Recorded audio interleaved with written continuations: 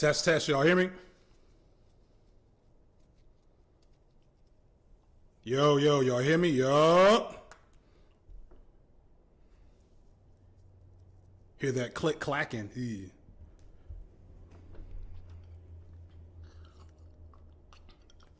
I'm going to give a second for folks to roll in.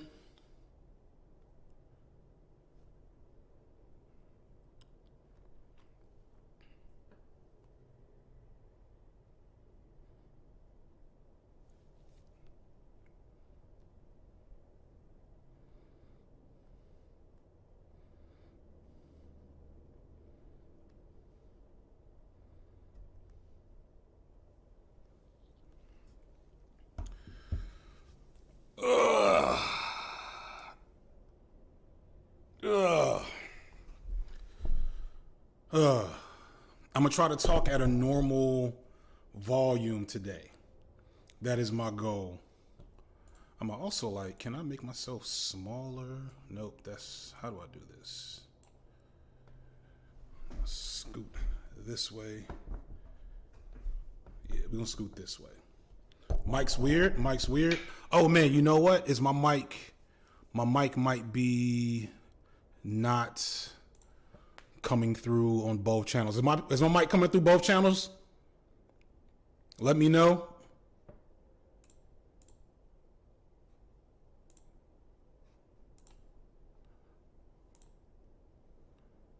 Nope. Okay, give me 1 second.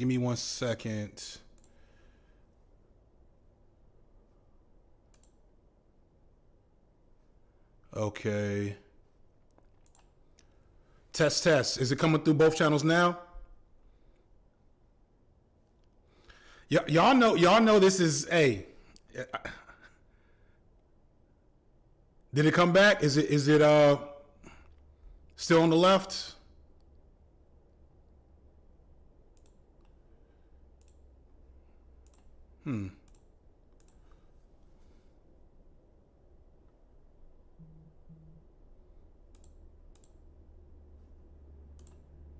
Okay, we good. All right. I'll try to be less discombobulated today. I feel like my last couple lives have been I don't know, my energy was off. But I feel like I'm feeling pretty good.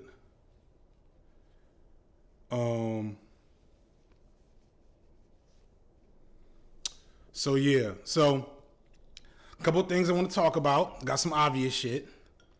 So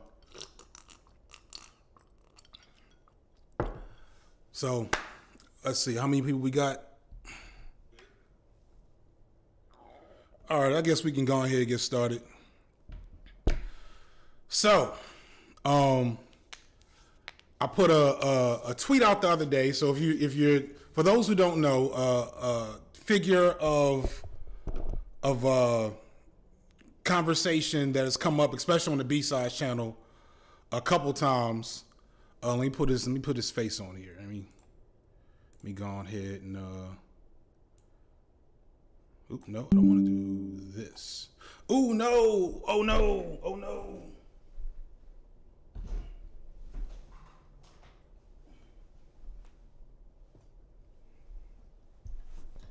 Okay.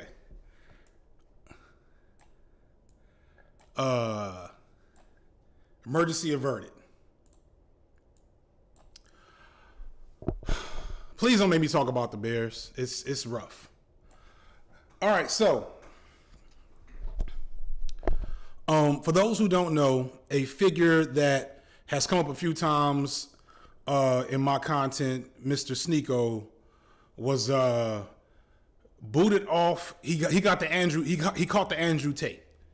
He was kicked off of YouTube yesterday after also getting kicked off of Instagram, Twitter, TikTok. Maybe some other ones too, but at least YouTube and TikTok. That all happened in the last couple of days. Excuse me. And I have a lot of thoughts. lot of conversation that occurred in that time frame about like multiple subjects, not just Sneako himself. But let's talk about it. So I want to start off first by like I want to start first with empathy. I want to lead with empathy. And like I think a lot of the other conversations I got involved with on Twitter trump this, but I want to put this out here that I am genuinely feel sorry for Sneako. Now, do I think Sneako deserved what he got? Yes. Did he earn this L? Most definitely. But, you know, in general, I never like to see young people lose their livelihood, etc., lose their dreams.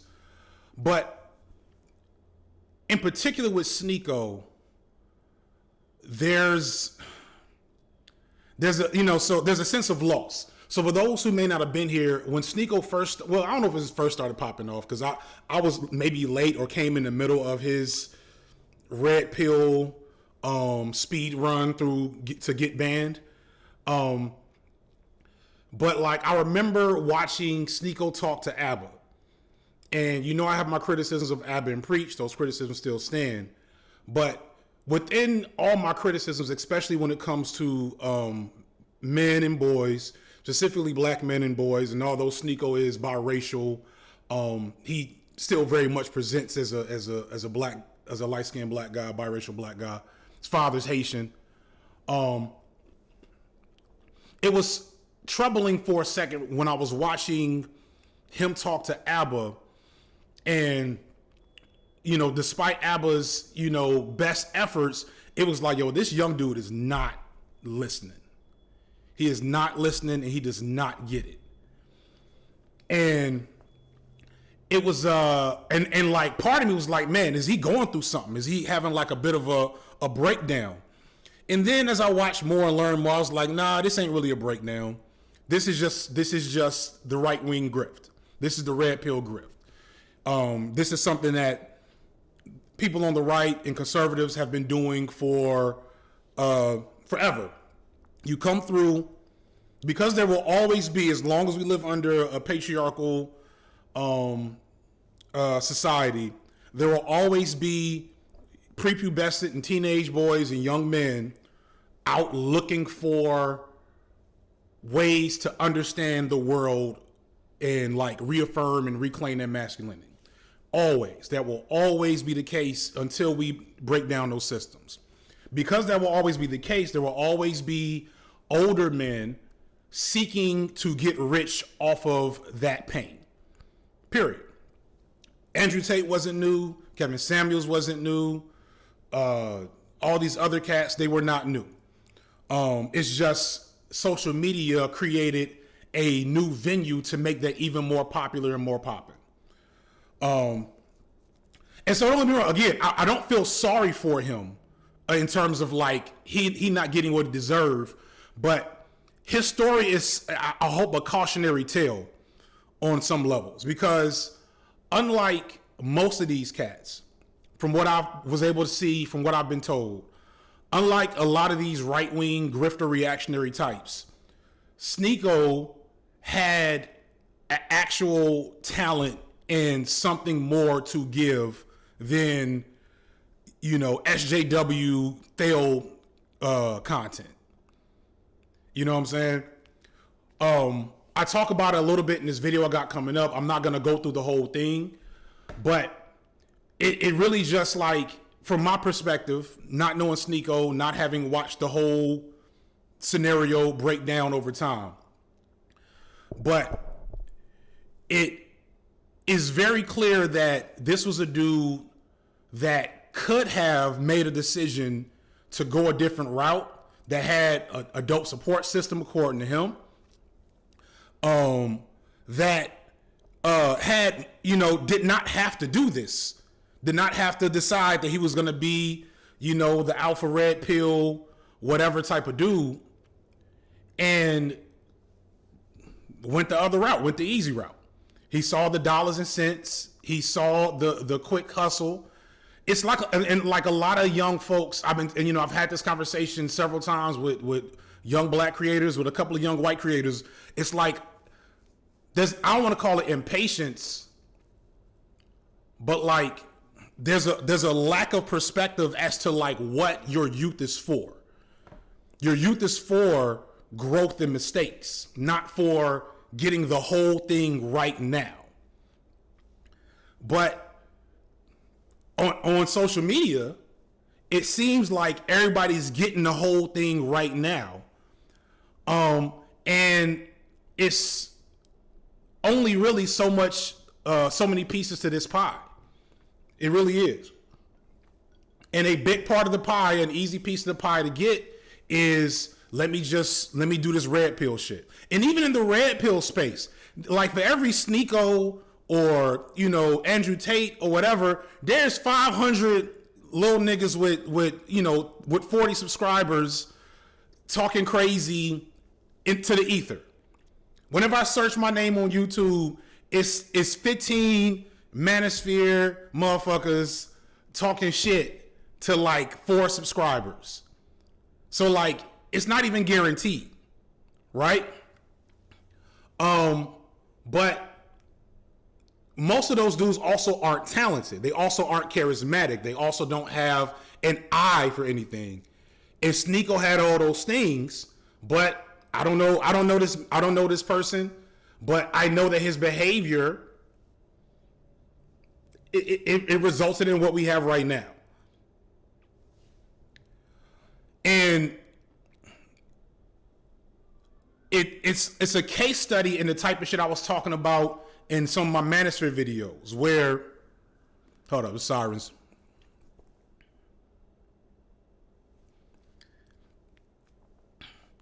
It's a case study in a lot of shit I was talking about in my other Manosphere videos where folks will jump out and talk all this shit about, you gotta go get it, you gotta work extra hard, you can't have no friends, you can't love women, you gotta Sigma hustle grind set, alpha male, dopamine detox, no fap yourself into being rich, buy this Bitcoin. You know what I'm saying? Stream every day. Right. Oh man, let's see if I can pin this. I can't pin it. Sasha Kawaii Cat says, remember back in the good old days when it was just anti-feminism? Don't get me wrong, that's still awful. And it goes hand in hand with just like, now it's not just anti-feminism, it's like self-destruct. It's like, it's get rich or die trying. You know what I'm saying? And like, this is a perfect example of the fact that, so Sneako still, I'm sure he collected a nice amount, several bags in the last couple of months. His numbers went up a ton. I hope that he takes a moment to disengage from the community he surrounded himself with.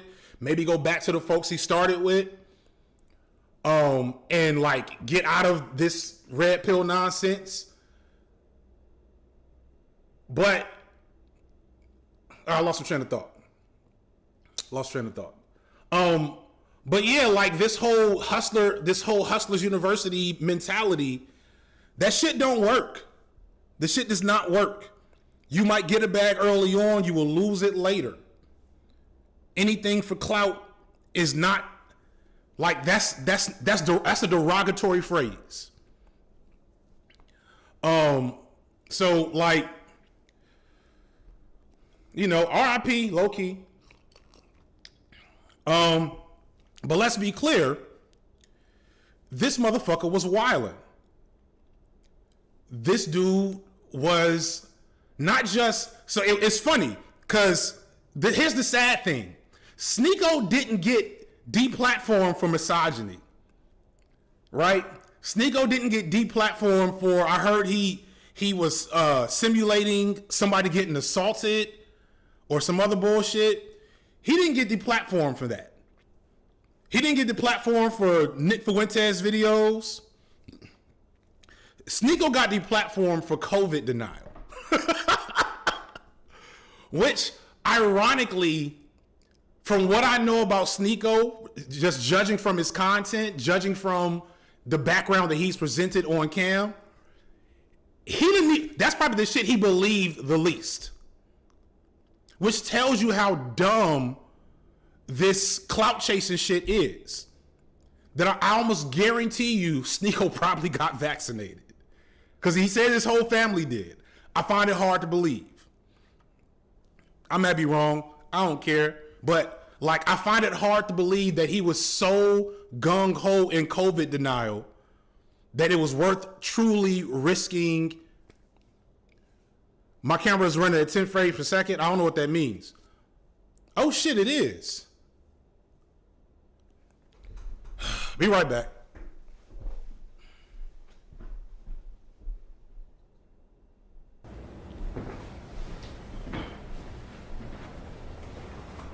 Oh, fuck, what was I doing?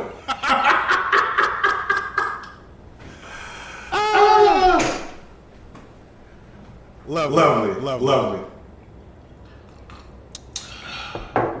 Thank you for that. It's not internet. It's y'all know. Listen. You know what you signed up for when you clicked on this video. When you clicked on this.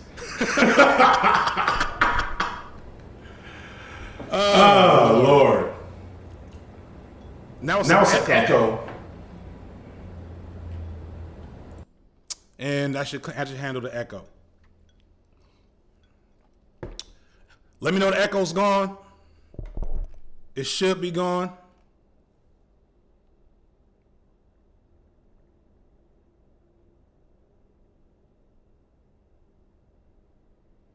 Is it still gone? Is it still echo?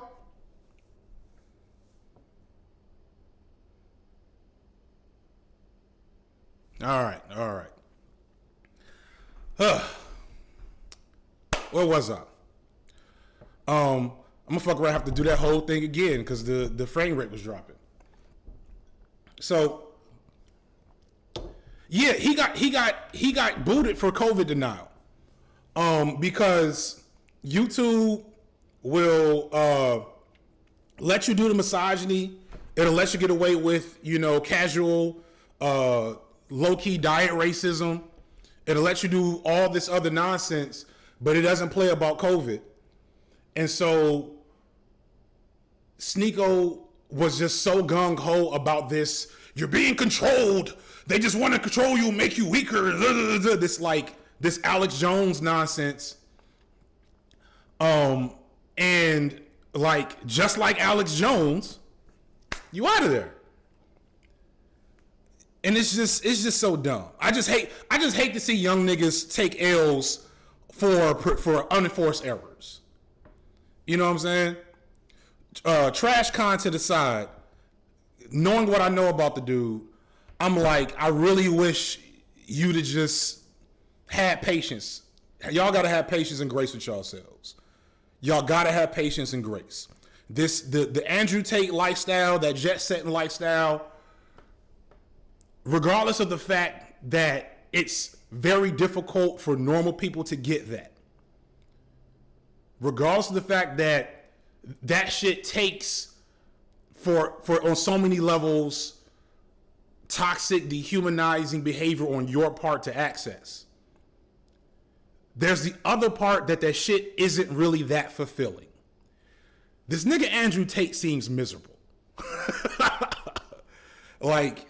He seems like a guy that's actually not enjoying. If you listen to what he's saying, clout lifestyle is nice and all, but the nigga don't sound like he's enjoying the fruits of his labor. And he's got people like Sneako that didn't build a fortune on sex trafficking in Romania, following in his footsteps and losing whole ass careers. Because Andrew Tate's in his 40s. Sneako's only 24.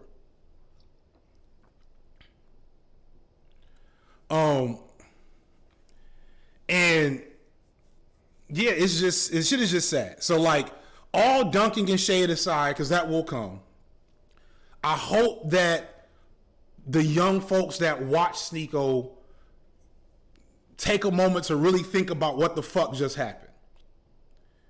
Because I mean, I don't know.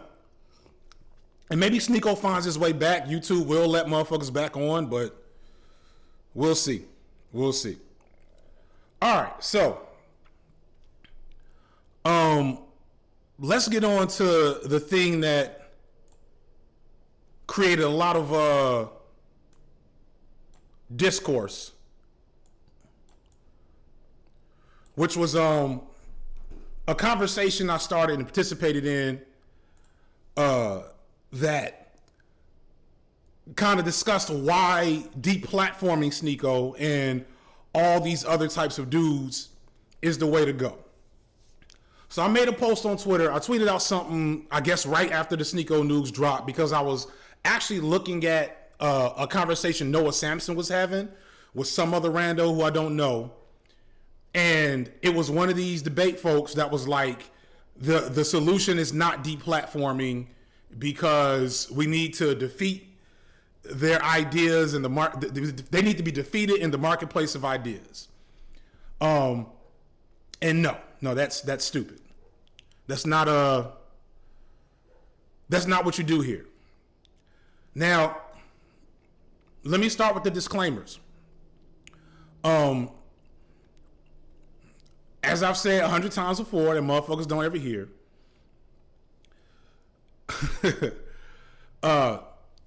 Debate has a place in discourse.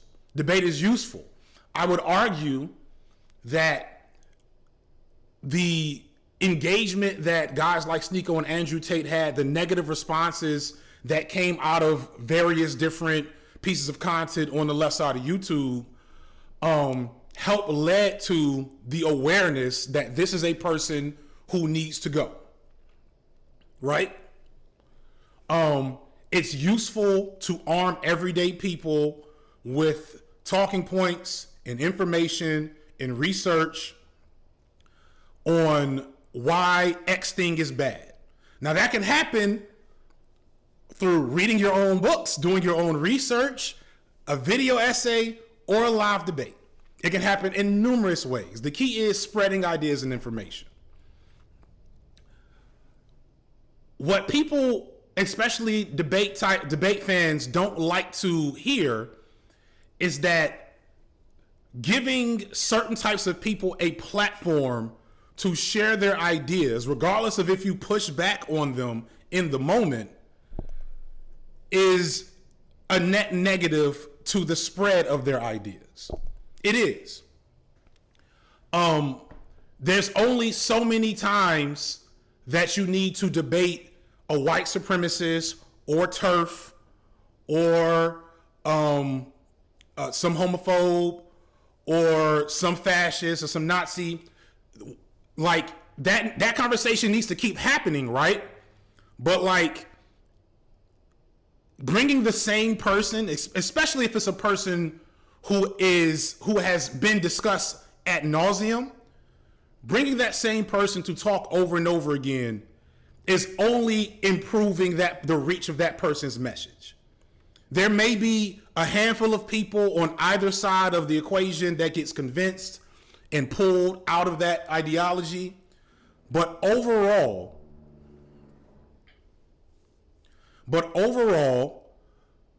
you're not doing any. There is no such thing as defeating ideologue, reactionary grifters in the marketplace of ideas. They know they're full of shit. They know they're full of shit. They're saying and doing these things to garner attention, to get us to react.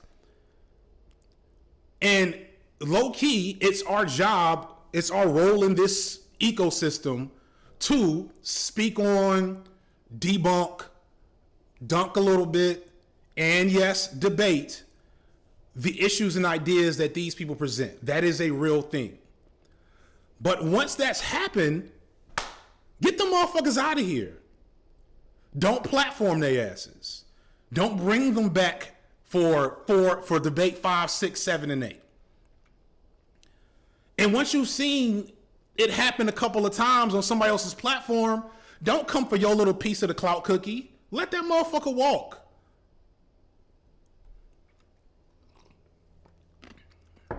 But the thing that debate fans don't want to admit is that this is their entertainment. They're trying to validate repeatedly debating insert white supremacists here for a week straight to say that's an important thing to do when no, you just like wrestling. You just like professional wrestling. You just like soap operas. You just like the Real Housewives. That is your version of that. And I'm not mad at you about that. I like wrestling. I'm from Chicago, Julius. Noah, great point. Milking reactionaries for content ends up humanizing them. And let me backtrack a little bit. This isn't just my opinion. This is, I thought, common sense, but when I started getting to this discourse, there's been a lot of research on this in the last couple of years. So let me pull out some receipts. This will be up on the, y'all still hear me? Everybody still see me? Because I know when I move, shit should be fucking up. So Mary Tukieta said, what about those that haven't heard the talking points and don't know better? That is why we have that. It should be like a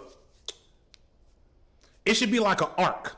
Consider every time a new reactionary pops up, consider it like a tournament arc in anime. Excuse me. I don't live in not Atlanta, Othellas. Don't shade me. I live in real Atlanta. Hold up one second, y'all. Hello?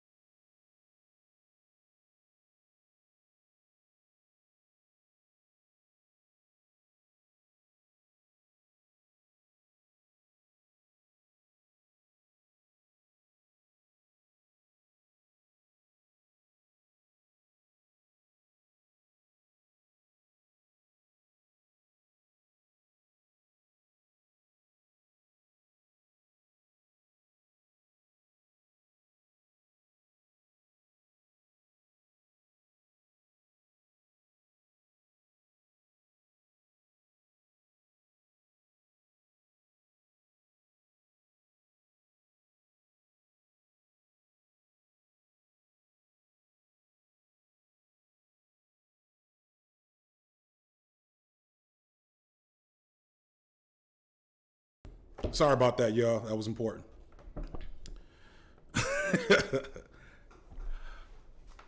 All right, so what was I saying?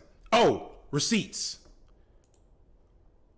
All right, so 2021, and so some of these are on my Twitter, but I'll make sure these are, I need to stop yelling. Some of these are on my Twitter. I'm gonna make sure these are also in the description of this video whenever this gets cut up. But all right, so I'm gonna just read. These are 3 studies I came about in like a 20-minute searching that people sent me.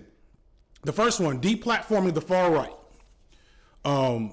Deplatforming in this sense, and this is research. This isn't like other people's video essays. This is legit academic inquiry.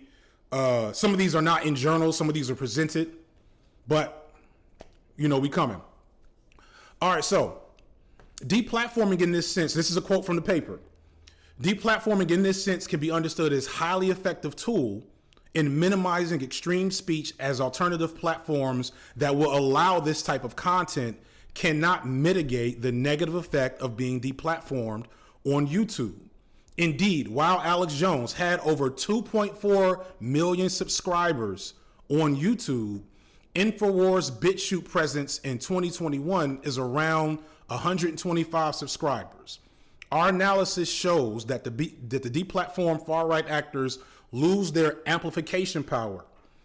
This highlights YouTube's added value for content creators This highlights that YouTube's added value for content creators does not solely lie mainly in its technical infrastructure, but rather in its 2 billion active users a month.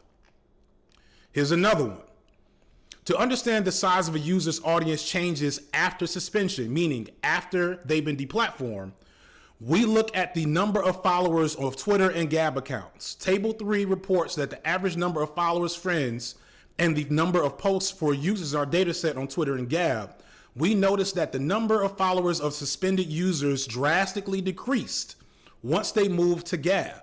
This shows that even though users tend to become more toxic in nature, which we'll come back to, more toxic and active after they move to the alternative platform, their audience decreases. Last one. These analyses, which indicate that for each influencer, most supporters did not significantly change their toxicity scores. Still, the number of supporters who significantly increased in toxicity after deplatformed is lower than the number of supporters who significantly decreased in their toxicity. In each case, we also found that the former group showed a slightly higher median increase in the toxicity levels that decreased than the decrease in the toxicity levels shown by the latter group. This indicates, here's the key, that deplatforming worsened the posting outcomes of a small group of supporters. Still, as our prior test results show, although deplatforming did not reform all supporters, its overall effect was to reduce toxicity after deplatforming. So that's a bunch of TLDR.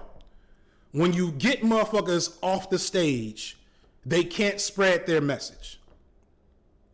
Links will be in, I'm gonna put a link in the, when this comes out on B-Sides in the next couple of days, you'll get links to that research. But if you look through my Twitter, the conversations around these topics, you'll see I had multiple people that were researchers post these links. So this idea that we're going to fix the problem by debating Sneako 400 times in a month so he can repeat the same shit. Like, I don't fuck with Destiny. Y'all know that. It should be obvious at this point. I will give Destiny this. He was the first person to make Sneako look as dumb as he sounds, which is what Destiny does. Destiny is like the liberal pit bull of not quite bred to. All right? You know, it's a motherfucker we don't like and we don't feel like dealing with. You only got sick Destiny on him. Destiny gonna go find them because Destiny is a clout monster. He's gonna go find them and make sure to get them on stream. That's what he does. And despite all of Destiny's other fuckery, you can count on he's going to make the worst actors from the right look dumb once they get in his presence. That's nice. Thank you, Destiny. I appreciate you. Beyond that, though, for the rest of the fucking month, this dude Destiny had Sneako on like once a week. You know what I'm saying?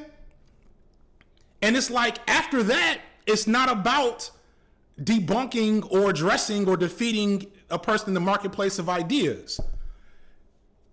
It's about getting clout, getting followers, making content, having something to react to.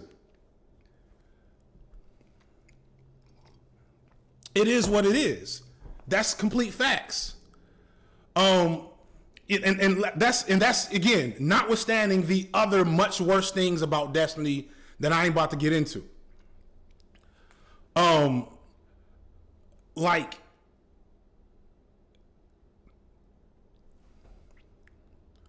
So what we're talking about is if the issue that we agree on is we want to stop the spread of certain ideas.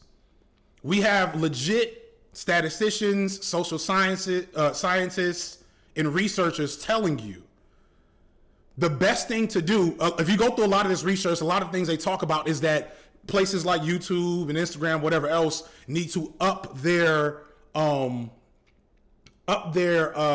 standards for getting motherfuckers out of here. And stopping them before they really gain steam.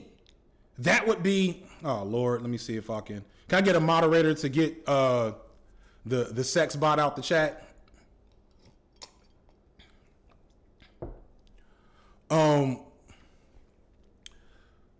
But if you keep on platforming people because you want to keep having the same fucking discussion, I don't know, maybe it's because I was a teacher. Maybe it's because I got kids. If I've had a conversation with you about a problem and I talk to you about that problem and the problem hasn't changed, I'm not going to keep talking to you about that shit because it's clear that's not going to solve the problem. You know? So just miss me with that shit. Miss me with the bullshit.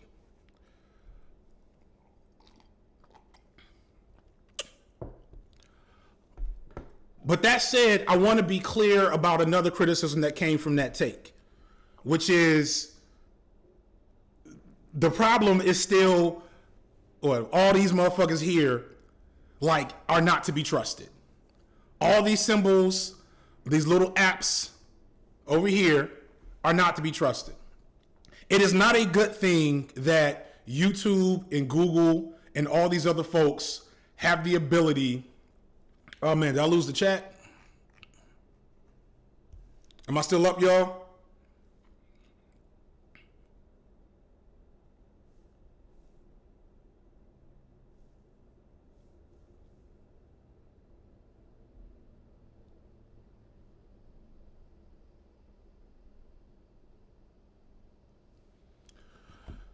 I lost the chat, so I can't see y'all right now, but I'm looking at my phone that says we still here. So, all right.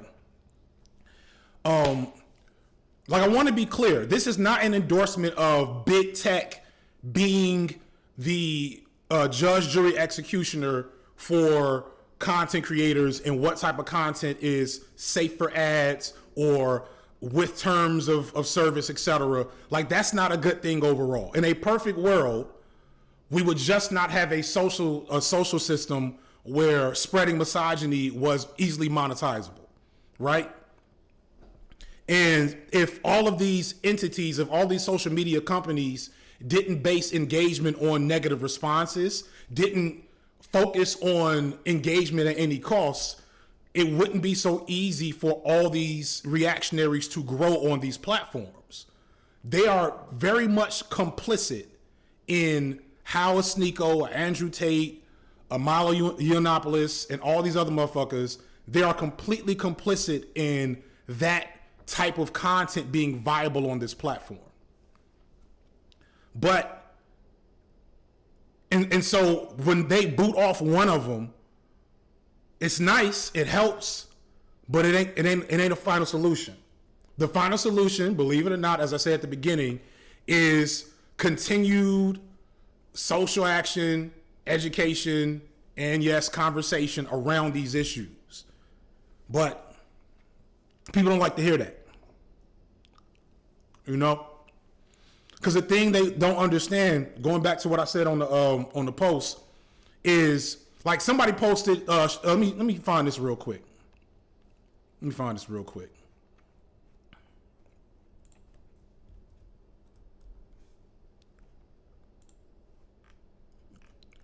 Find this real quick. This bullshit ass.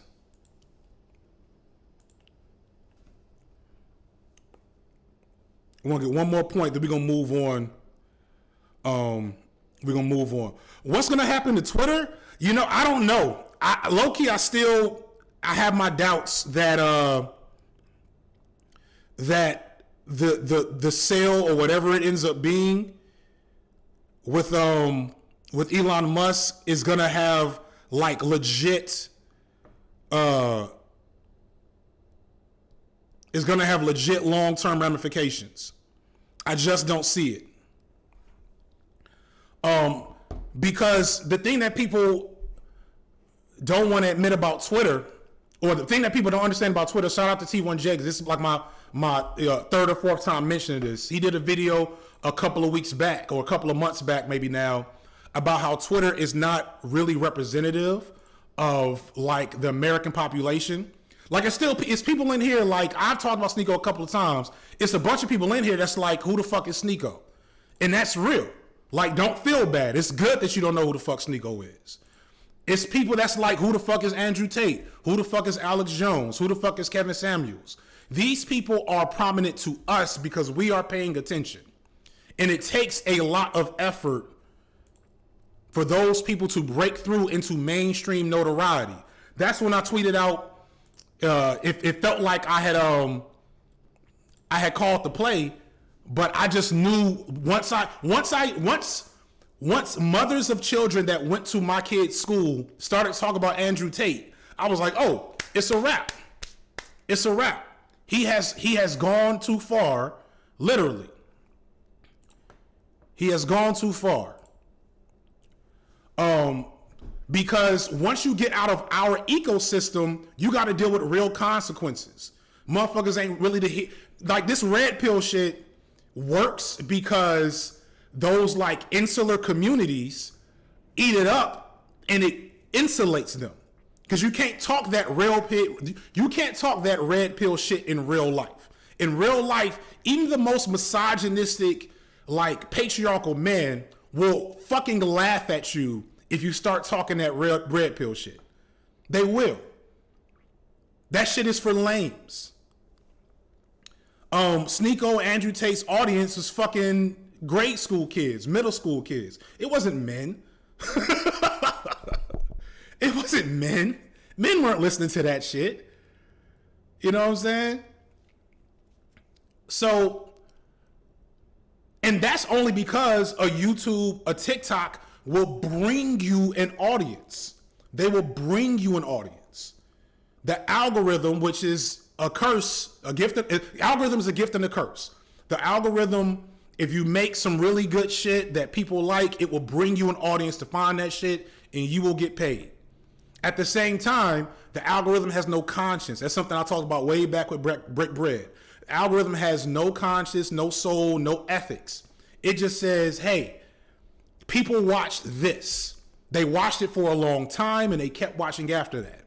And people, this is a us thing. This is all of us, especially people on the left, because we have a real problem with holding on or like getting, stun locked. We will get stun locked on negativity. That shit will ruin our day. And we'll be on Twitter all fucking day looking for more reactions to insert thing we hate. Twitter I'm gonna put T1J's video in the description too. I don't remember the exact numbers, but Twitter is like 60. So first, I was like 1% of all Twitter users make up 80% of all of Twitter. Something crazy like that. You know what I'm saying? Something crazy like that. And Twitter is much more left-leaning as a whole than any other, than the world as a whole, than America as a whole. It's much more left-leaning. So what's happening on Twitter? A handful of right-wing reactionary grifters are trolling us, and we react to that shit. And so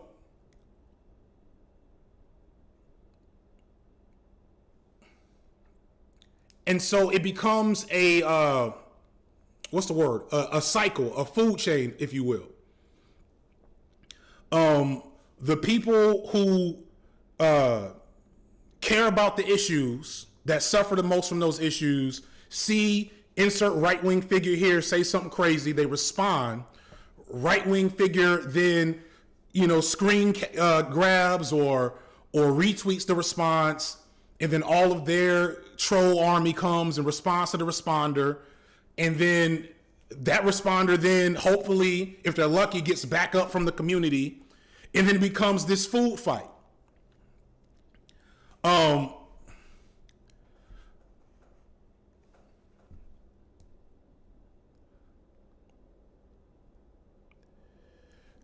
So just letting y'all know, my chat is like way behind.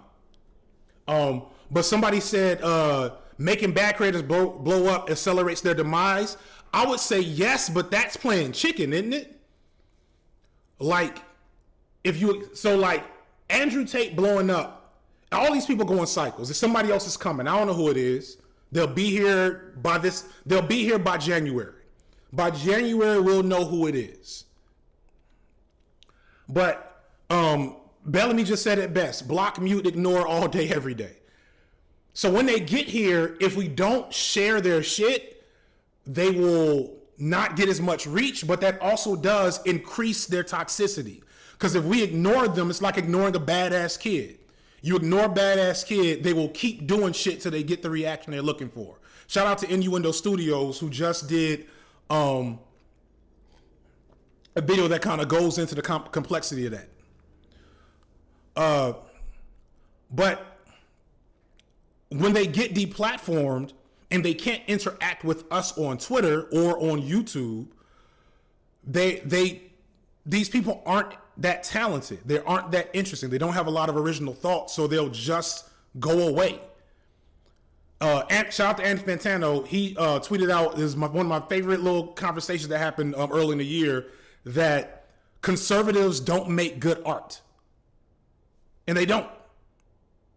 For the most part, I'm sure there's one or two really good conservative artists, conservative rock bands, country music singers, etc. But as a whole, the people making good, interesting, forward-thinking, pushing the envelope, anything, are coming from the left, because that's what having that orientation around the world does. It makes you explore and create. And so, excuse me. And so when you get these conservatives out of an ecosystem where they get to leech off the creative energy of more left-leaning people, they don't have shit else to do. So I'm gonna throw a couple of images up here. So give me 1 second.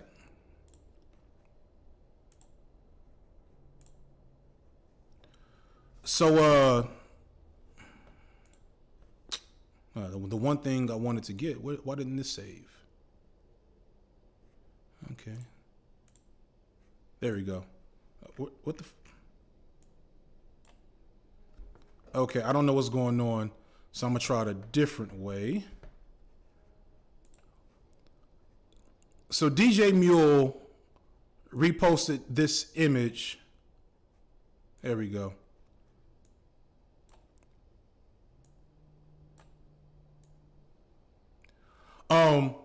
And somebody posted this to me as well.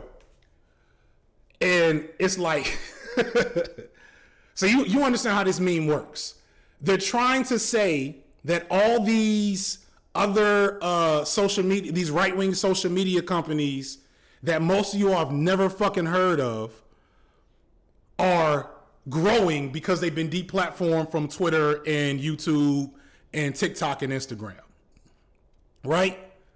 This is fucking stupid. This is not true. So, first off, there wouldn't be that many of those right-wing media entities if any of them were worth a damn.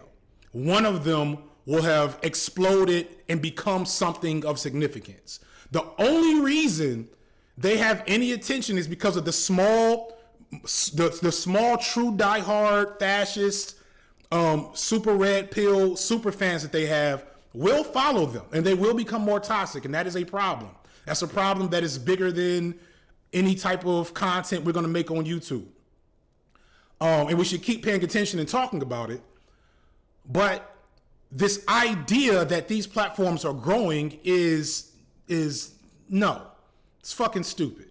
Aside from the fact that I just shared research that indicates that, I just went to these places and just looked at their front pages. So here's the front page of Rumble yesterday. All right.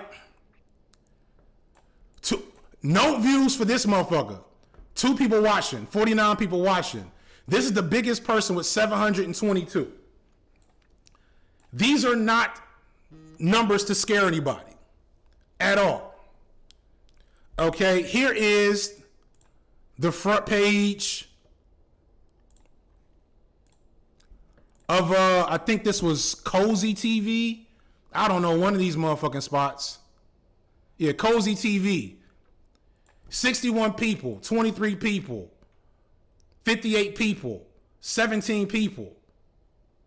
Now, I'm sure they have their blow up moments, don't get me wrong. I'm sure they do. but they do not have an installed 2 billion person viewer base that's growing every day, that gets new viewers every day. Yeah, the baby album sales. Yes, Isaiah, basically. One last one, because one of the other ones they posted was I guess something called incels.co or whatever.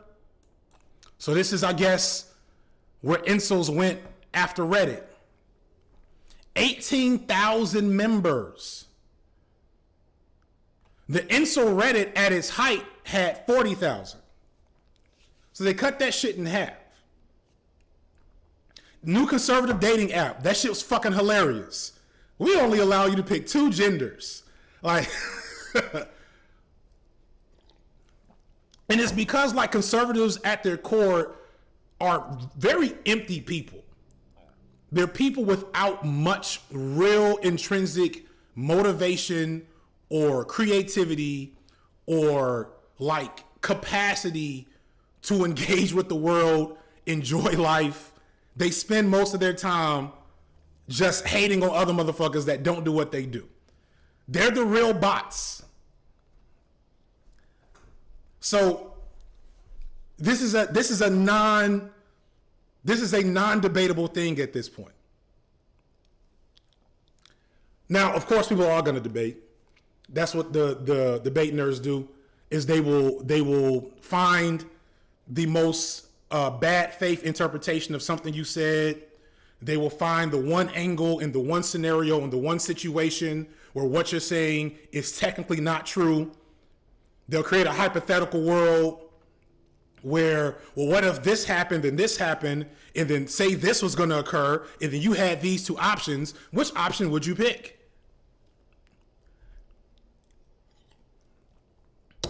And they're going to try to make a thing out of it.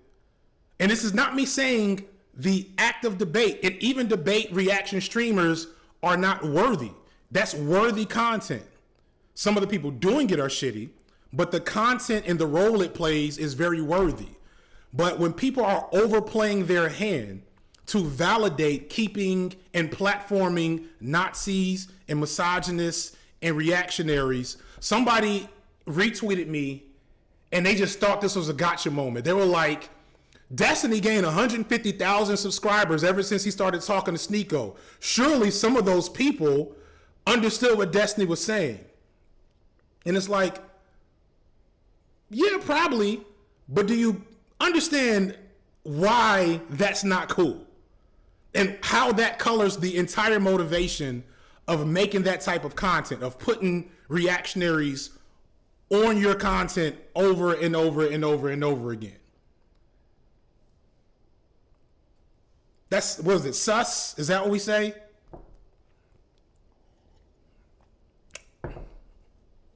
And then, and then the other thing is when these people do get suspended, because this is happening with Richard Spencer, Destiny's done this with Lauren Southern. You get these people that are overt neo-Nazis and you platform them over and over again, and they get to subterfuge their shit and rehabilitate their image.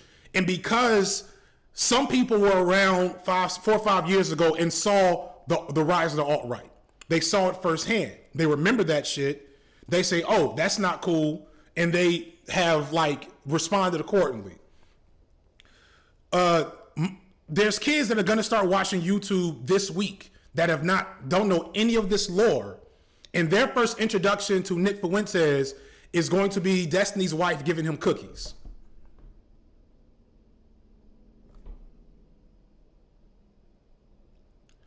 That's not normal behavior.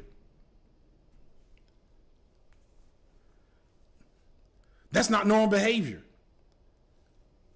So I'll leave it at that. I want to move on to something uninvolved with these motherfuckers, because no matter what is said, they're gonna come with the same logic at the end of the day. How come I can't? What is that? Image 7. No, what are you?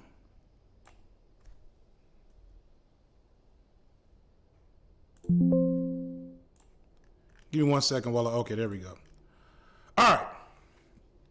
We're gonna switch gears, then we gonna talk shit, and then I'm gonna cut out of here. Why isn't this showing?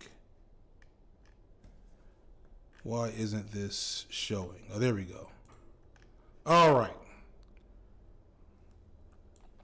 Last rant here.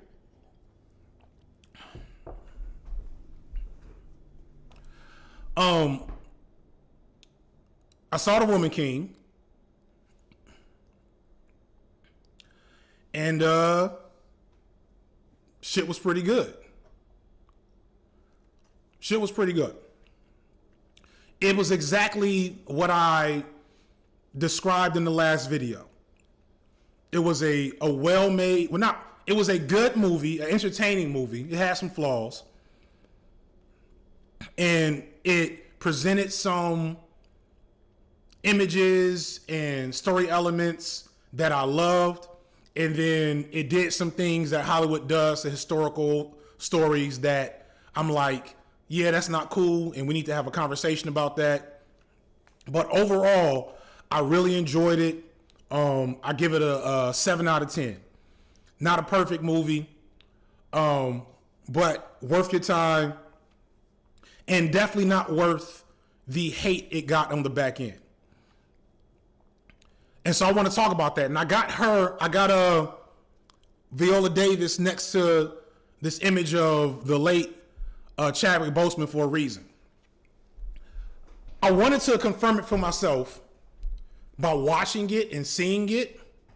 So let me be clear on the real. Let me talk about one of the main reasons to be very critical about The Woman King.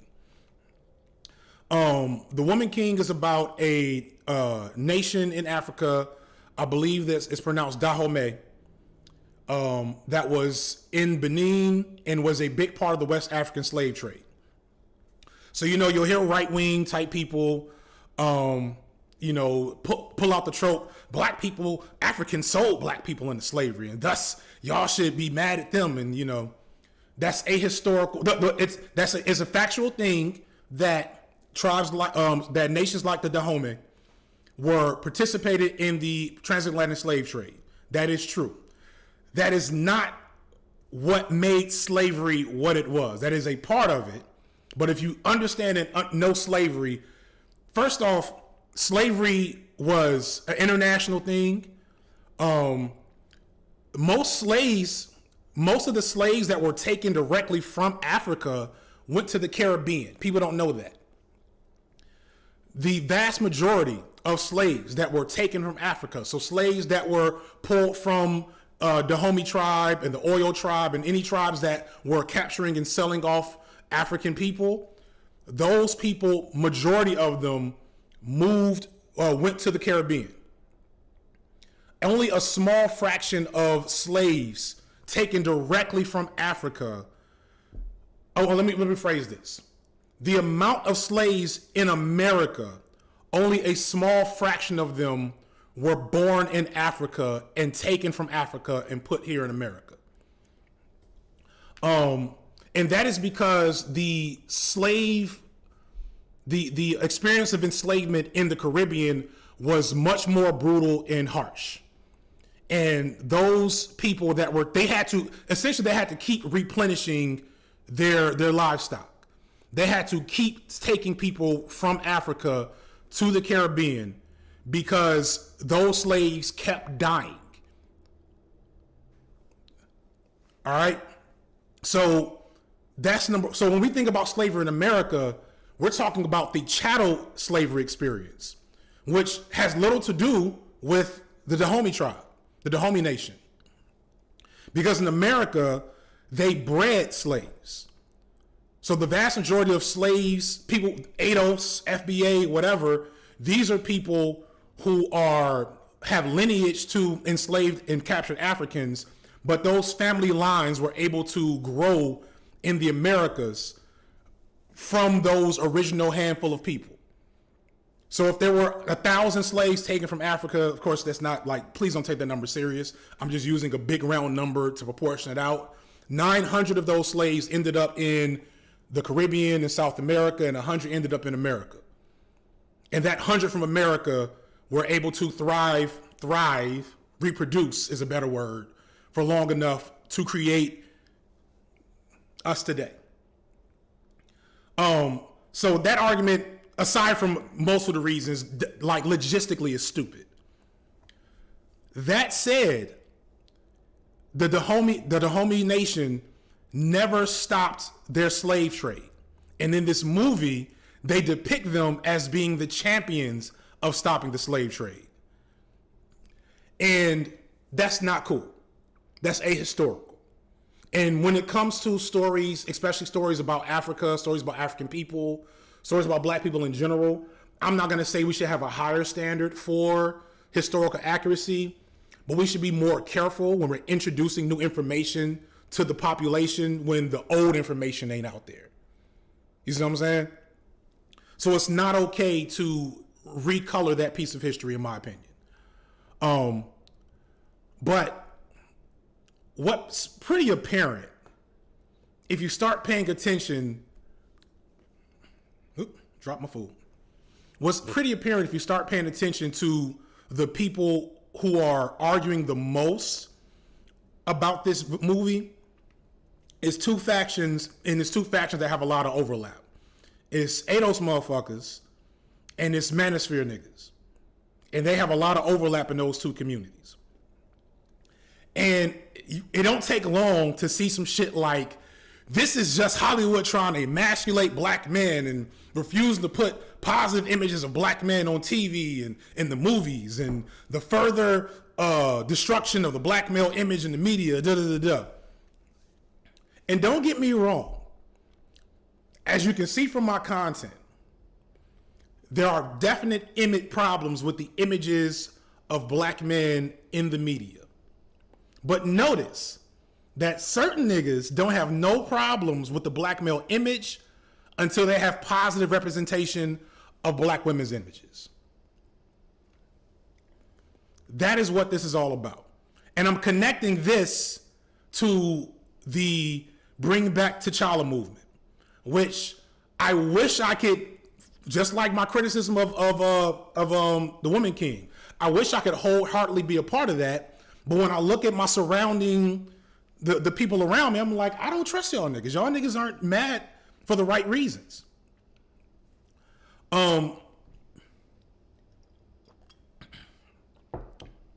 So Black Panther drops in November 11th, and it's pretty clear they're bringing back, spoiler alert, but it's not a spoiler because I don't know. This is just a theory.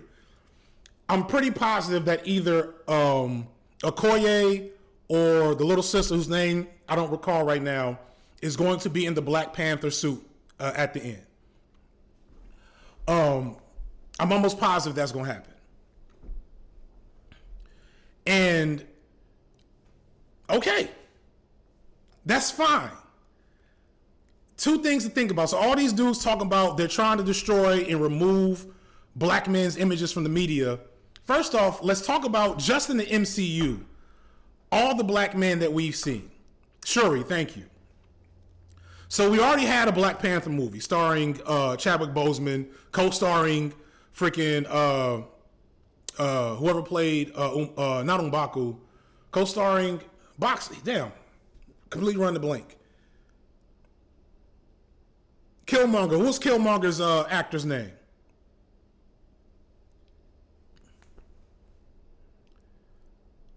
Somebody help me, because I'm like, woo, my brain is blanking. Michael B. Jordan, thank you. So you had those two very interesting juxtapositions of black masculinity on screen. I got a Black Panther video coming in November. I'll talk about it then. You already had that. You got War Machine. You got Captain America. You got Black Spider-Man. We about to have young Black Captain America. If you know your Marvel lore and you paying attention, they're going to have a younger Black Captain America in the future. I guarantee you it's coming. We got Blade on the way. Let's not talk about that. We already got 3 Blade movies starring the blackest nigga to ever hit Hollywood and Wesley Snipes. We can go all the way back to Meteor Man. I'm not saying that representation of black men is perfect or great. There are problems. But tell me the corresponding images of black women. I'll wait. Give me 5 significant roles for black women in a heroic context.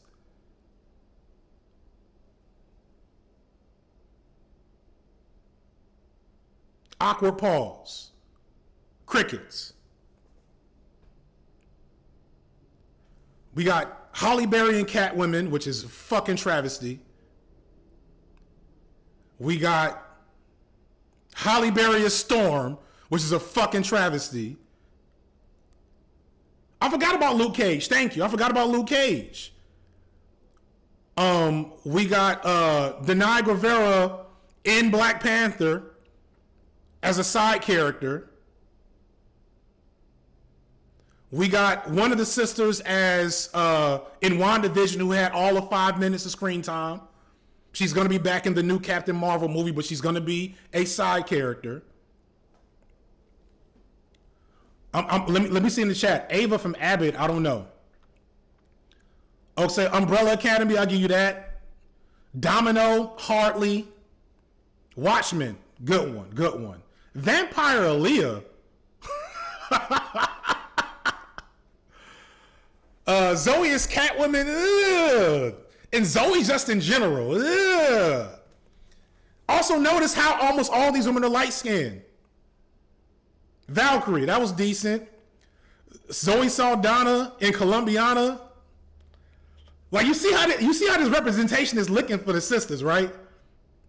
Little Mermaid.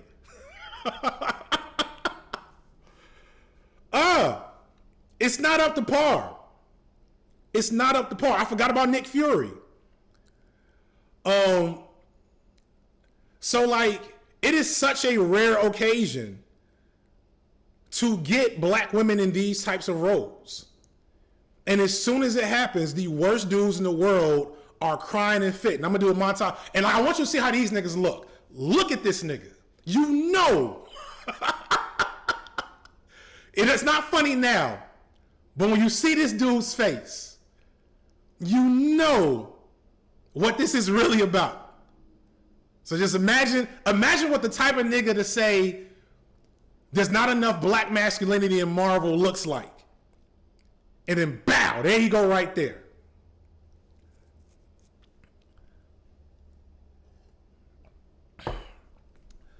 So, miss me with this bullshit. Miss me with this bullshit. I'm still going to see Black Panther. I heard it's 2.5 hours long. Ron Coogler's an amazing director. This shit's gonna be dope. I have all faith that it's gonna be a good movie. It's gonna have its own problems because it's a Disney movie and it's Hollywood. But miss me with the other nonsense. Right, Gamora Green. And under the makeup, she light skinned. You know what I'm saying? It's really not comparable. All right, so I guess I'll holler at Damn Entertainment. I'll hit me up on my email. FD Signifier standard FD Signifier. I don't know. My email's on my channel page. Just hit me up. I'm always willing to come on shows depending on the vibe of the show. James Jackson says book recommendations. I'm not I'm not a huge reader, but some shit I'm on for a video.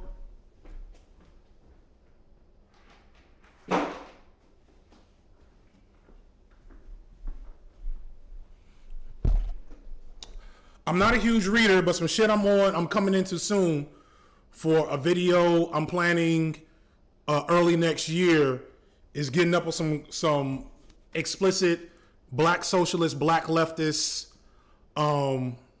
stuff. Now, I haven't cracked these books yet, so don't ask me shit about them. But I think all of us need to, a thing I'm going to be on more in 2023, or at least as much as possible, is all of us getting up on reintroducing black leftist socialist literature to the mainstream. So yeah. So we'll go to a one, y'all. What we talking about? I'm not talking about Kanye. I don't got shit else to say about Kanye. Kanye music ain't even good at this point. Like I can't even like I have like Kanye post Yeezus don't exist. I don't know who that nigga is at this point. I guess did Dark Fantasy come out after Yeezus? Nope, it didn't. So I ain't missing nothing. T-Lop is overrated. I say it again. I'm not engaging in Kanye discourse. Real talk, Kanye is a perfect example of this right-wing grifter reactionary cycle. Kanye knows exactly what to do to get us talking about him, so he can make ugly ass clothes and unfinished albums. I am not. That's the end of that one. Cody Yarborough had a really good comment. Said some black men feel more threatened by black female empowerment than white supremacy, and it's crazy. And that is so true about these manosphere niggas. That is so true. Even a lot of the ones that try to play themselves off as black male advocates and black male scholars, not all of them. I fucks with some of them because a lot of that discourse is really useful and important to continue to develop. But a lot of those niggas just got smoke for black women. They don't got smoke for shit else. And I can't be bothered.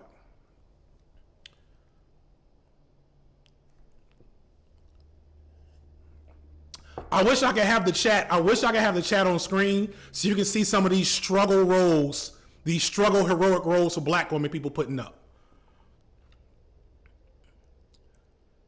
You know, I haven't been paying attention. I love wrestling, but I can't get into it right now. I've tried to watch on several occasions, and every time I enjoy what I see, but I just don't come back the next week. I just don't really have a lifestyle to consume it like I used to.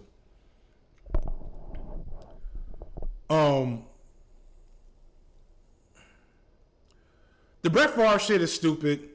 I don't care. I mean, I care. Like, it's stupid, but it's that's obvious what's going on there.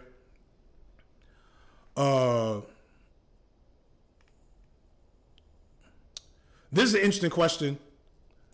Deion Sanders at Jackson State. So Deion Sanders, I'm always like I'm hoping that because Deion's energy makes me just hope he don't slip up, because he can be real reckless. He's real slick at the mouth. He real showy. He real flashy.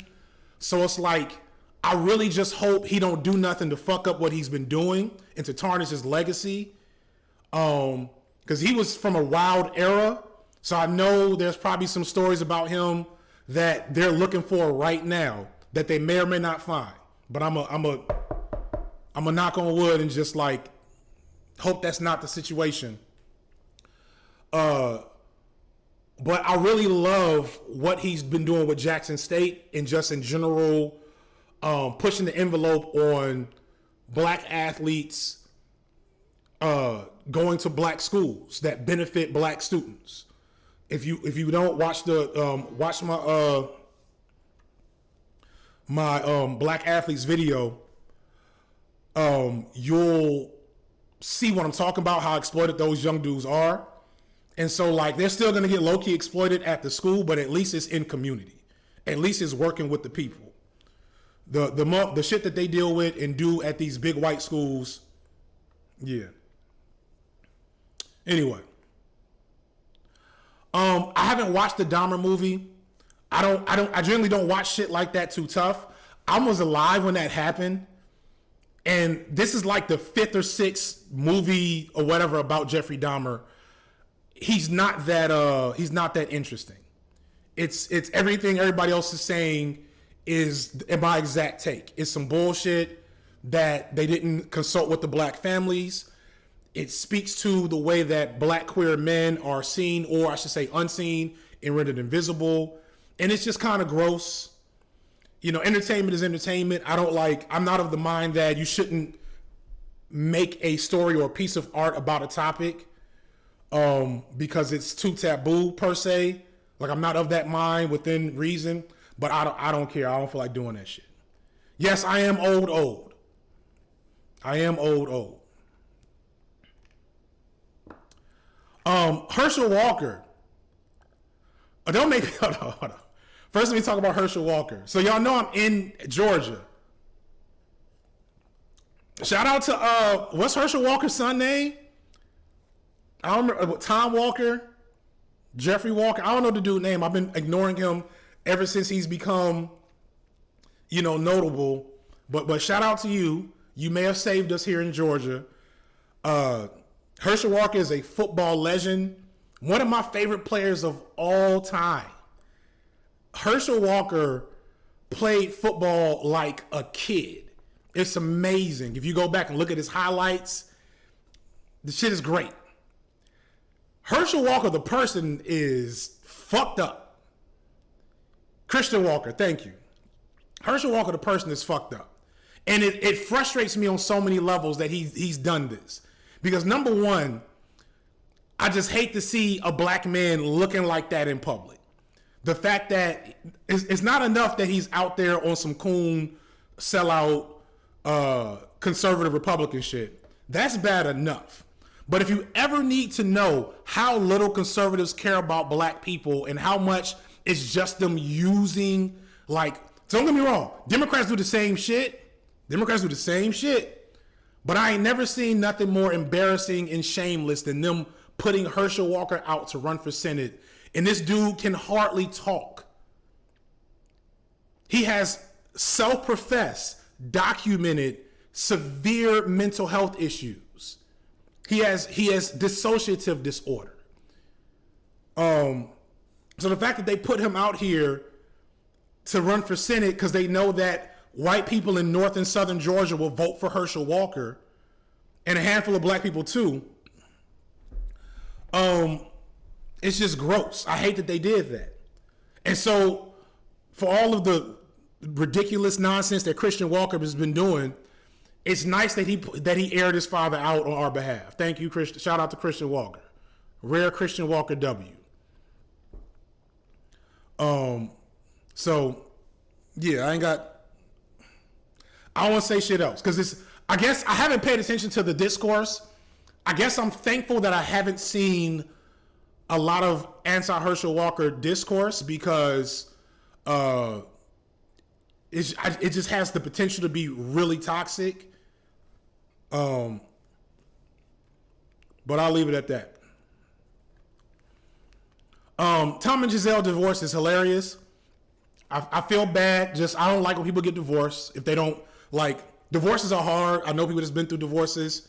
That shit really hurts. I can't imagine what that would have been like, divorcing two millionaires divorcing.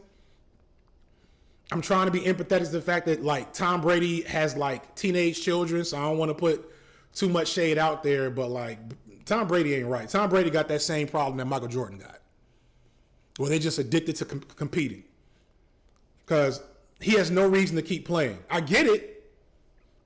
He can still play, but I don't get it. Yeah, Christian Walker's on that shout out to, I got this from DJ Mule again. He's a pick me gay. I'll talk about gay Republicans in this next video. I'm so excited about this next video, y'all.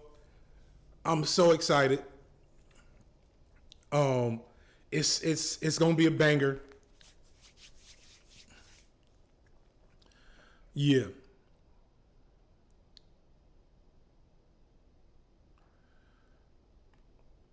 Yeah, I think Tom Brady is a psychopath. Ooh. I don't know what's going on with CM Punk and AEW. I was a CM Punk stan, and I completely took his side on every little beef he's been in the last couple of years. But it gets to a point when enough people say you're an asshole, I gotta start believing that you might be an asshole. So yeah, I don't know.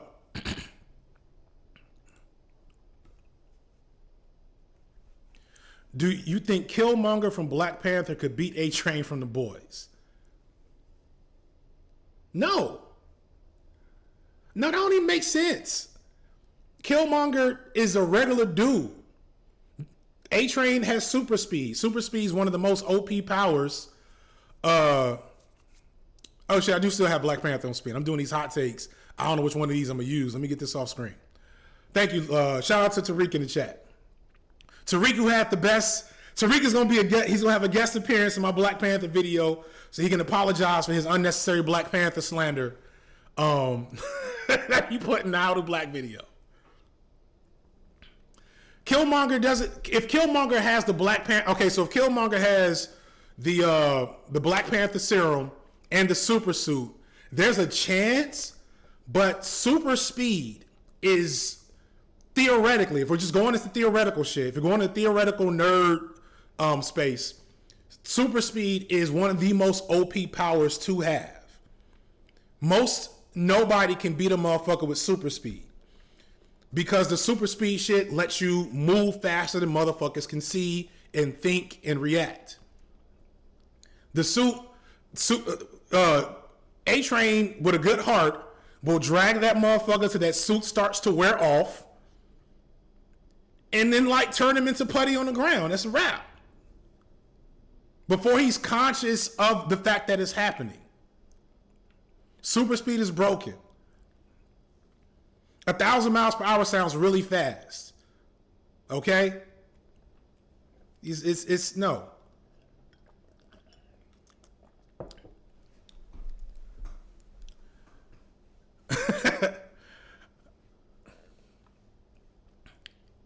What else we got?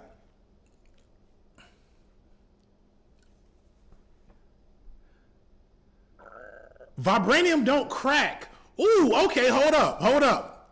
Marlon Ibarra just made a point.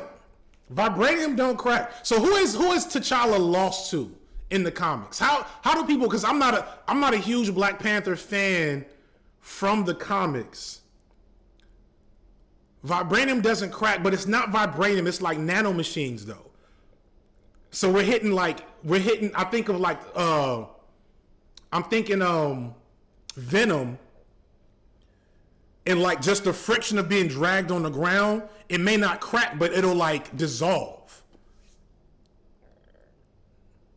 And somebody said bones crack.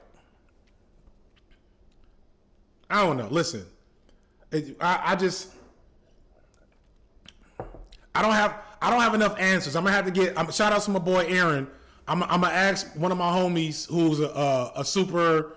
He's the type of dude you can ask that question from, and he'll have like all the detailed reasons to explain why or why not. I'm gonna hit him up and I'm gonna announce it. I'm gonna bring it up on Twitter.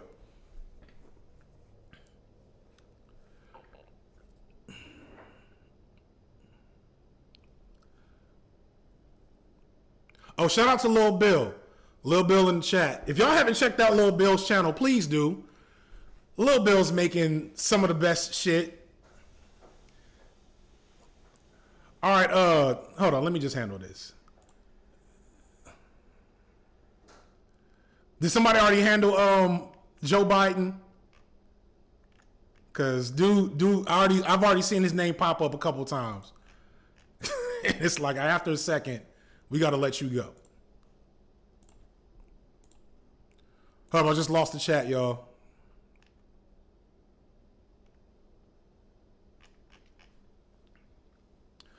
All right, we got 20 more minutes. What else we got?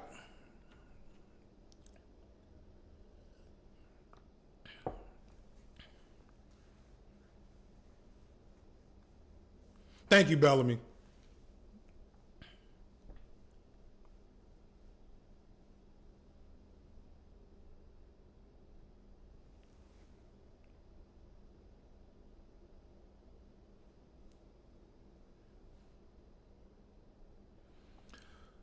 So here's a question. What am I expecting? So two questions. One about Nick Cannon. One serious, one not so serious. Or maybe they're both serious. I don't know. What am I expecting from the midterm elections? I don't know. I ain't been paying attention. I really have checked out of American electoral politics because they matter, but they don't matter in a way that requires me to think about it.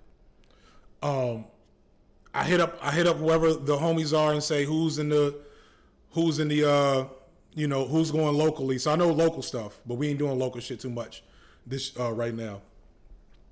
Because most of these motherfuckers are the same. The only difference is like it. So I'm not saying don't vote. I don't believe in that. Let me double check before I say this because I want to make sure.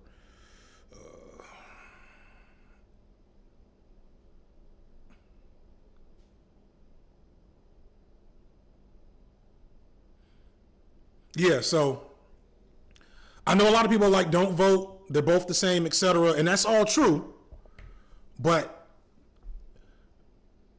there are people in the margins that are affected by shit, and I think a perfect example of this is Georgia, a traditionally red state. You can still get an abortion,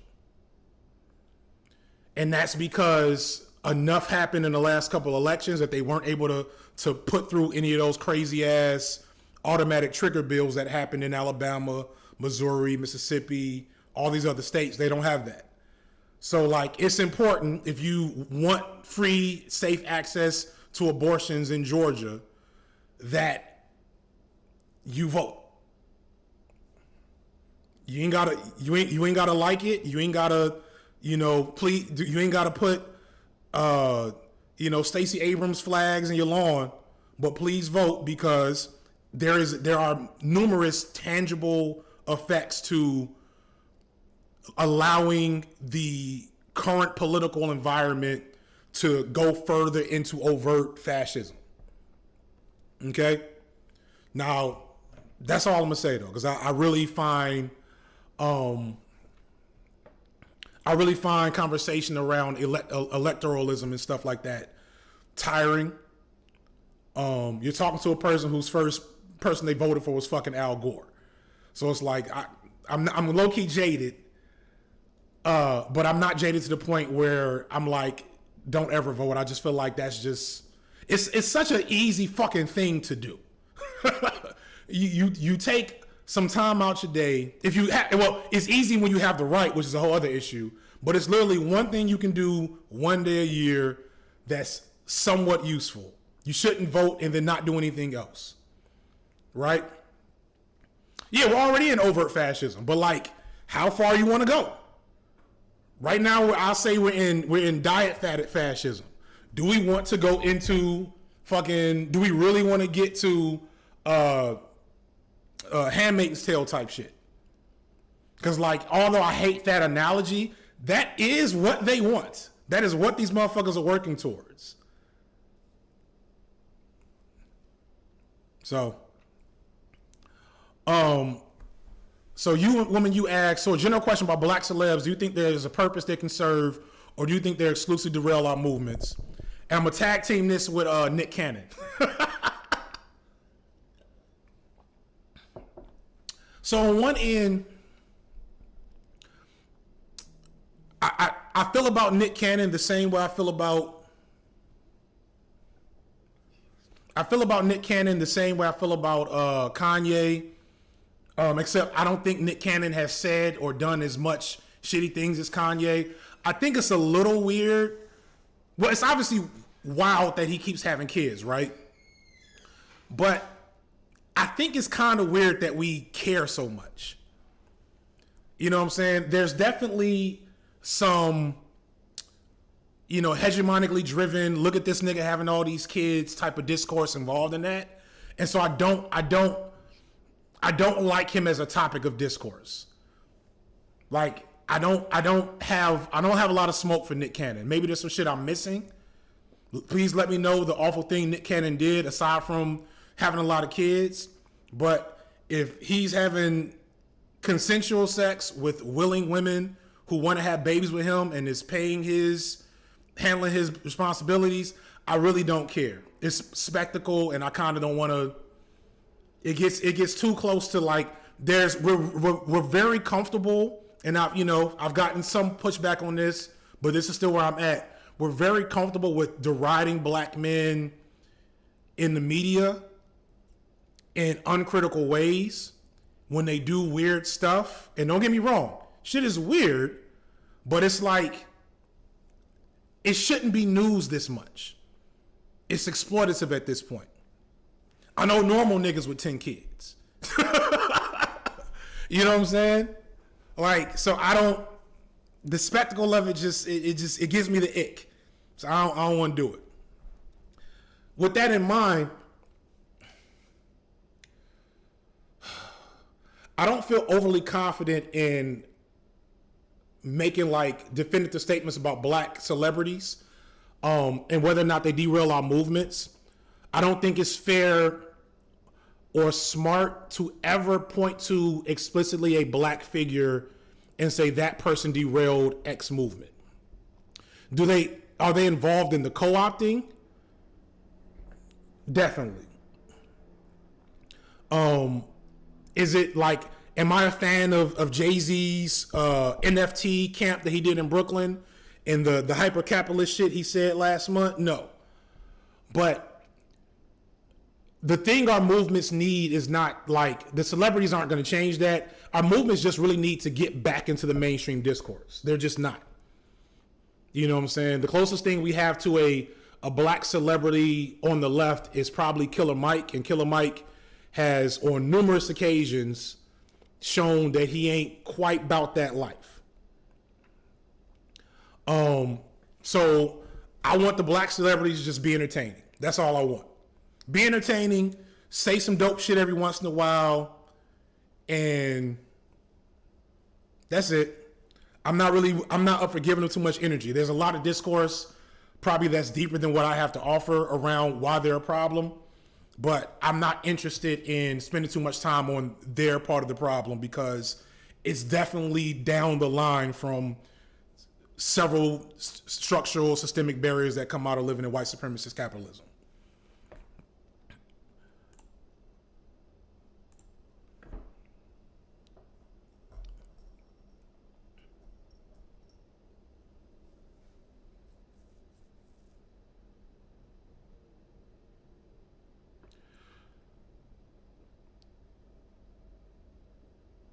Othello's real. They might make some dope albums, but they're not your saviors. Could you imagine if a black woman was doing what Nick was doing? The only thing think it's strange because it's a double standard, not because it's a black male, because Elon's doing it too. No, there's definitely, the fact that he's a black male is definitely a part of why he's in the news with this shit. That is too potent of a stereotype about black men to just not have a part of why this is newsworthy. I couldn't imagine a famous black woman that kept having kids. I couldn't imagine it. It would definitely be a toxic and more toxic vitriolic discourse. And that's why I don't fuck with it for Nick either. Like, it's clear to me that nobody really cares that he's having a lot of kids per se, or the fact that he's like, he got lupus? Like, it's a weird situation. It's too weird and too much ick around it for me to have a strong opinion other than I don't want to deal with it that much. Oh yeah, Keke Wyatt got 11. I forgot about Keke Wyatt. She had them all with the same person though. So that's different. That's different. I forgot about Keke Wyatt though. That's an interesting discourse though. Keke Wyatt has 11 kids, but if I'm not mistaken, y'all let me know in the chat, aren't they all with the same guy that she just divorced? Erica only got like four or five. That's different. But Erica also fits into this. Let me know in the chat. Is Keke Wyatt, are all her kids by the same guy, right?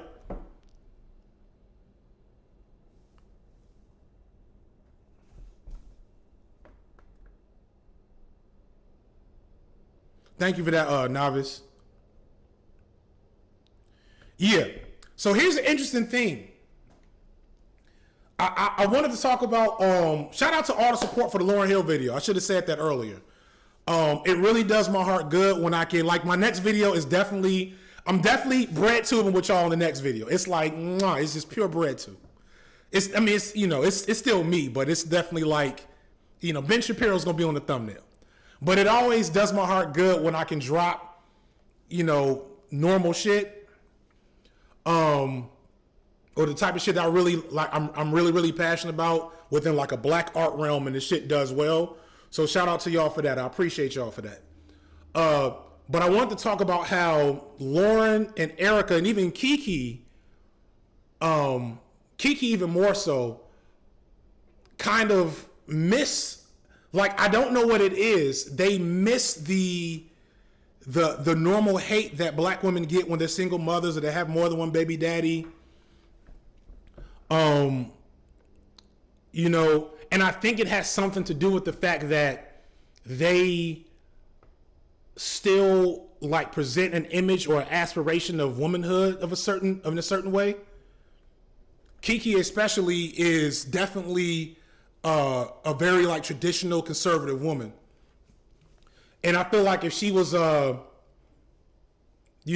Thee Stallion, she would be all over the place. People would be all over the place hating on her. But because she's a traditional woman, like, she gets a pass, at least from like the black manosphere. But I don't know. That's an idea. I'm gonna percolate on that for a second, because that's a like same thing with Erykah Badu. Erykah Badu problematic as hell, and Lauryn Hill, as y'all got from the video, problematic as hell, but have not fully gotten like a lot of criticism because they still kind of reinforce hegemony. And as long as they're reinforcing hegemony, there will be some level of protection for them. I wouldn't say they Octavia Ladybird Nova Robinson, Octoria. I don't think Erykah Badu gets clowned, at least not much from men. Black men love Erykah Badu.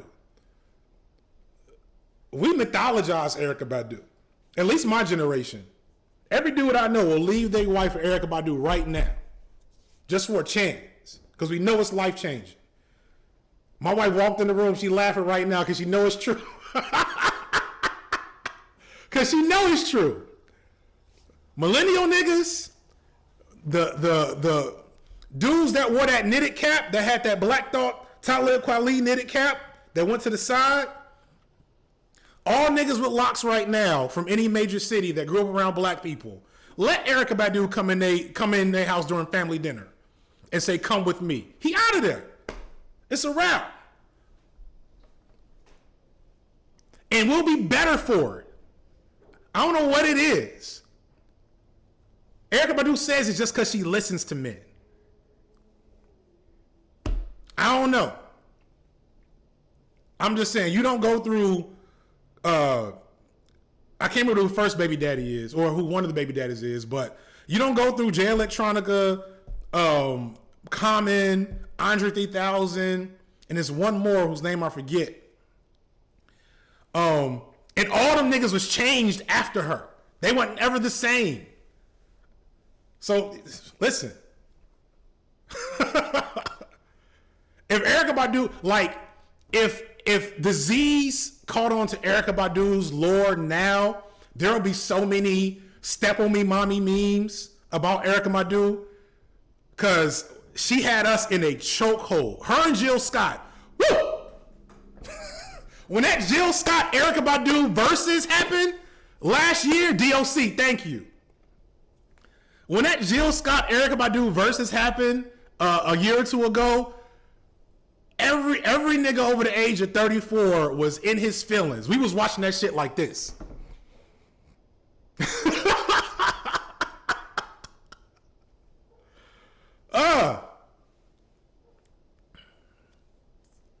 It's a wrap. It's literally a wrap.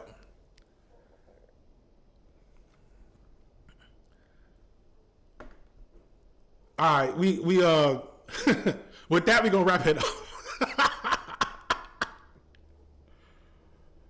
up.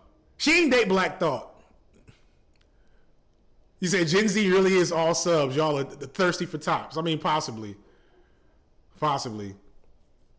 And understand, Erykah Badu is like, Erykah Badu is also fine. Like, I went backwards. Let me also objectify Erykah Badu. It's not just the fact that she's like this mysterious, interesting, spiritual woman with a dope presence in fashion. Erykah Badu is also fine as hell. Under all them grass skirts and long flowing gowns, Erykah Badu is well formed. This is now a thirst chat.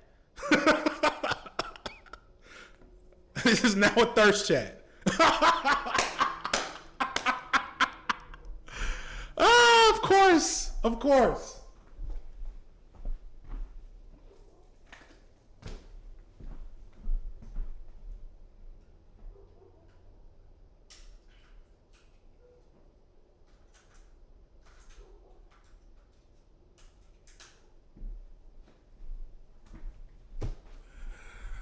Oh, of course.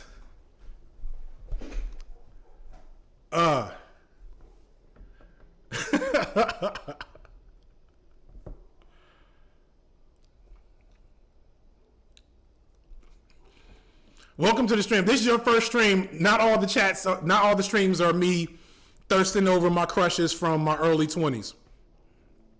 But we will go there sometimes. Top 10 old millennial nigga crushes. Number 5, Monica. Number 4, Brandy. Number 3, I'm gonna go with Jill Scott. Number 2,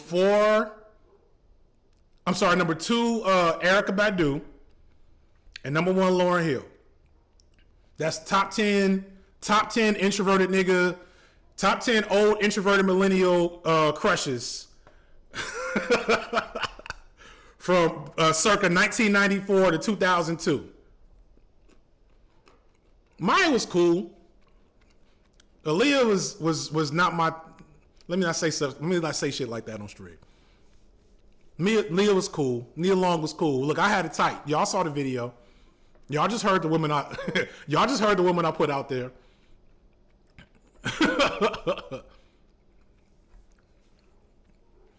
All right, y'all. I'm getting loose in the mouth. Let me get out of here. You know, I will put Stacey Dash in there. Stacey Dash was a guilty pleasure. All right, well, I'm about to go.